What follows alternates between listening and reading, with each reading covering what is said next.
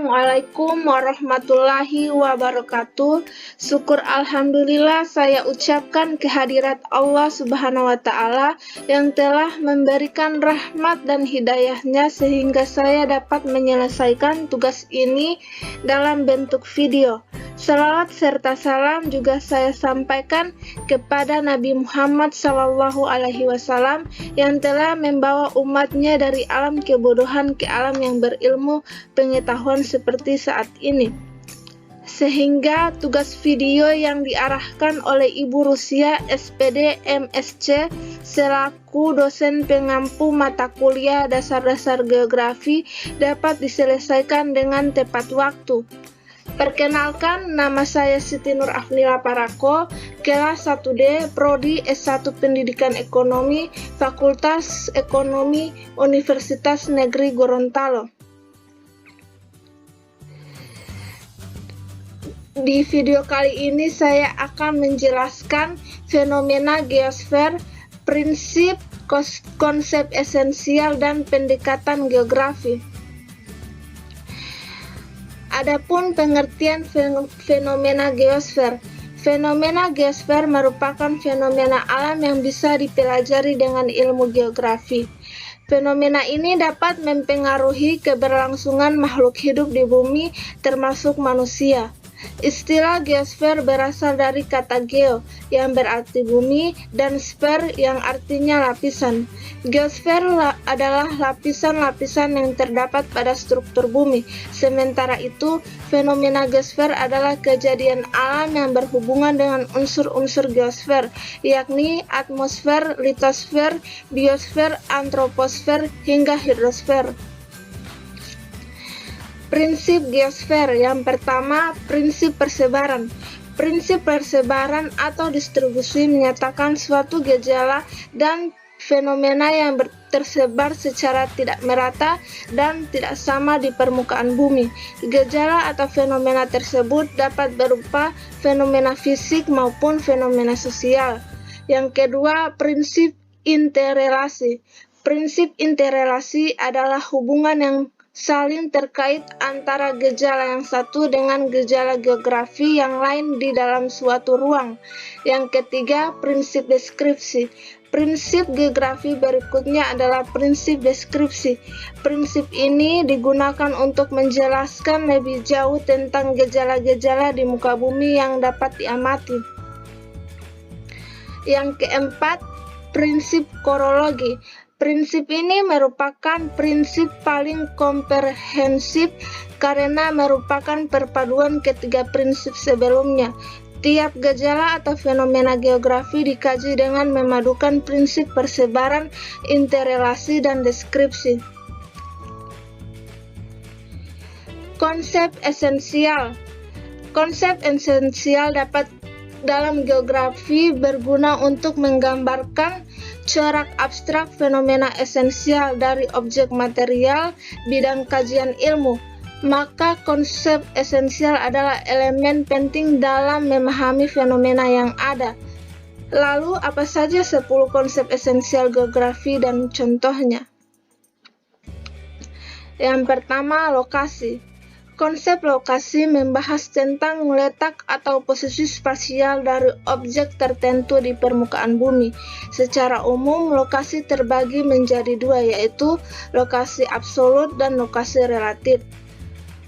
Lokasi absolut adalah letak tempat yang dilihat dari garis lintang dan garis bujur.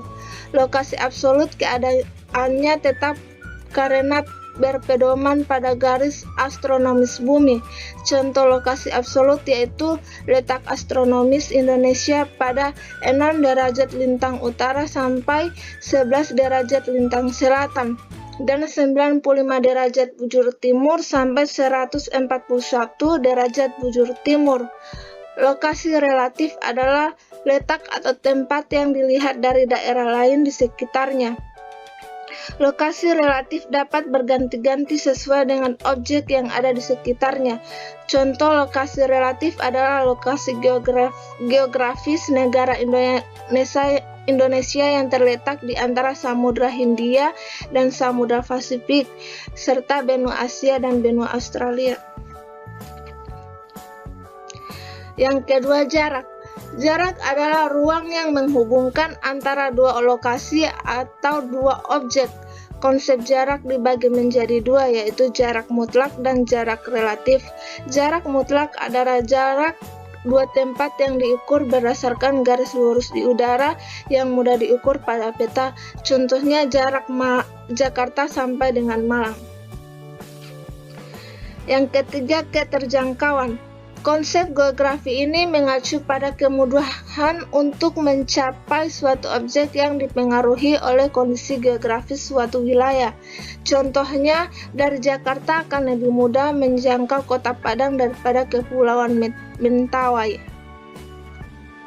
Yang keempat, pola. Konsep ini mengacu pada susunan atau penyebaran fenomena pada ruang muka bumi. Contoh, pola pemukiman penduduk di wilayah pesisir memanjang mengikuti garis pantai. Yang kelima, morfologi. Morfologi menggambarkan perwujudan daratan di muka bumi yang merupakan hasil proses pengangkatan atau penurunan wilayah melalui proses geologi.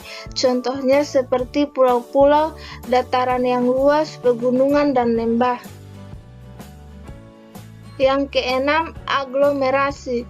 Konsep geografi ini adalah kecenderungan persebaran yang bersifat mengelompok pada suatu wilayah. Contohnya, pemukiman penduduk masyarakat perkotaan. Mereka cenderung tinggal mengelompok, sehingga timbul pengelompokan pemukiman seperti daerah elit, daerah kumuh, dan sebagainya.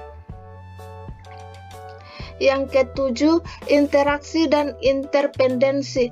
Konsep ini berkaitan dengan hubungan timbal balik atau saling ketergantungan antar wilayah. Contohnya, hubungan antar desa dengan kota. Warga kota membutuhkan makanan dari desa, sedangkan warga desa membutuhkan teknologi dari kota. Yang kedelapan, nilai kegunaan. Nilai kegunaan mengacu pada kelebihan yang dimiliki suatu tempat atau wilayah tertentu dan memiliki nilai kegunaan yang berbeda berdasarkan fungsinya. Contohnya, wilayah yang memiliki alam yang indah cocok sebagai daerah wisata. Yang kesembilan, diferensiasi area. Diferensiasi area menggambarkan keunikan atau karakteristik antar wilayah satu dengan yang lainnya. Contoh konsep ini misalnya masyarakat yang tinggal di pesisir bekerja sebagai nelayan, sedangkan warga pegunungan biasanya bekerja di kebun atau ladang. Yang ke-10, keterkaitan ruang. Konsep ini menunjukkan tingkat hubungan antar wilayah. Contohnya, daerah hilir mengalami banjir karena pembangunan yang terjadi di daerah hulu. Pendekatan geografi. Pendekatan geografi dapat diartikan sebagai metode atau cara analisis untuk memahami berbagai gejala atau fenomena geosfer, khususnya interaksi manusia dengan lingkungan. Pendekatan yang digunakan terdiri dari 3 macam, yaitu analisis keruangan, analisis ekologi, dan analisis kompleks wilayah.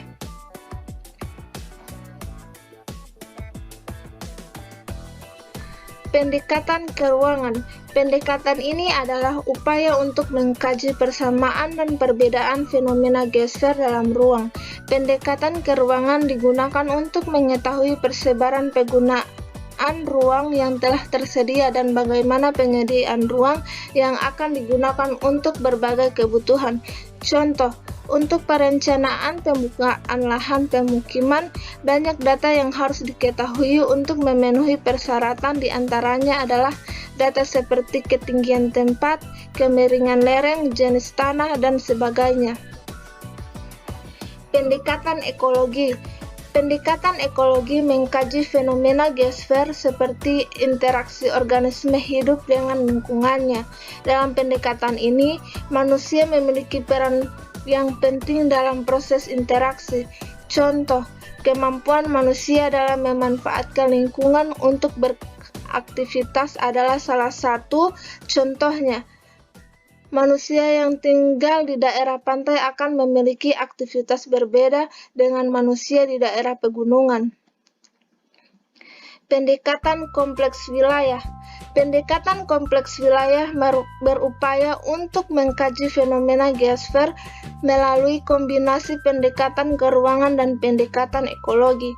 Interaksi antar wilayah akan berkembang karena pada hakikatnya setiap wilayah di bumi berbeda antara satu dengan yang lain.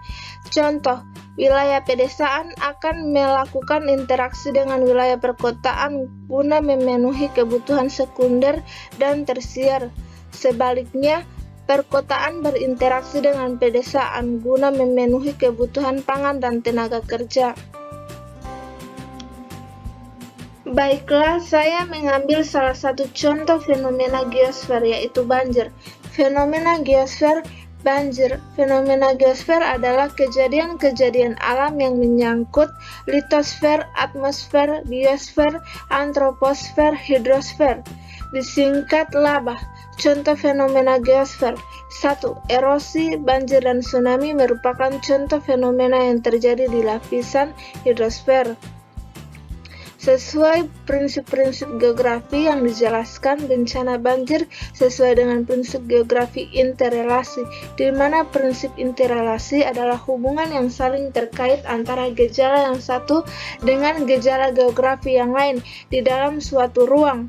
Hubungan yang saling terkait ini bisa terjadi antara fenomena fisik dan fenomena sosial, di mana karena pengaruh fenomena sosial masyarakat membuang sampah di sungai atau selokan dengan sembarangan, menyebabkan banjir bandang saat hujan deras, curah hujan yang tinggi.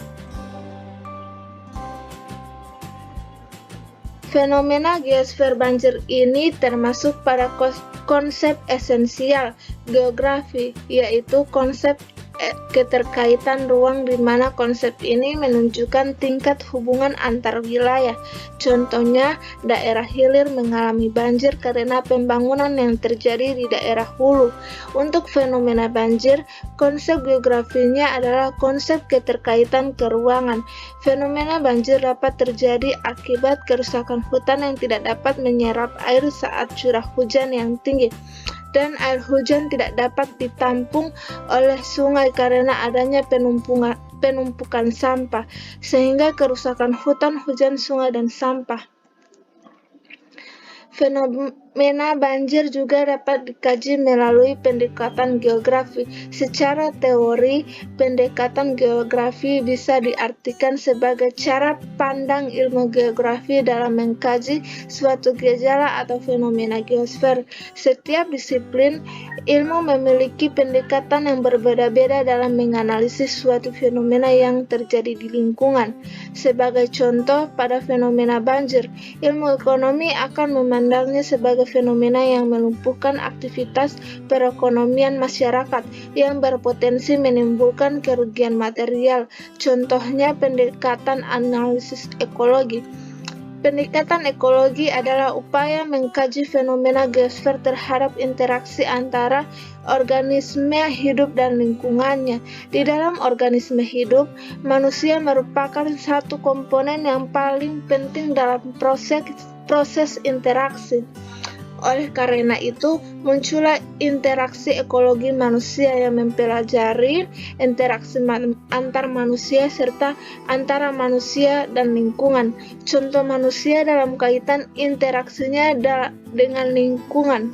Manusia menguasai alam. Dengan kemampuan dan teknologinya, manusia secara besar-besaran dapat memanfaatkan alam, misalnya melalui penggunaan mesin-mesin. Pada tahap ini, manusia memanfaatkan alam secara berlebihan tanpa memperhatikan kemampuan alam, sehingga lingkungan menjadi rusak. Salah satunya banjir. Membuang limbah atau sampah di sungai secara besar-besaran mengakibatkan banjir bandang saat hujan deras turun. Dalam keseharian, ada beberapa hal yang dapat kita dilakukan sebagai usaha untuk mencegah banjir, antara lain yang pertama, membuang sampah pada tempatnya, yang kedua, menanam pohon atau tanaman di sekitar rumah, yang ketiga, membuat saluran air dengan baik, yang keempat, menambah lahan penyerapan air, yang kelima, rutin membersihkan selokan rumah, dan yang keenam, tidak menebang pohon secara liar. Sekian dan terima kasih dari saya. Wassalamualaikum warahmatullahi wabarakatuh.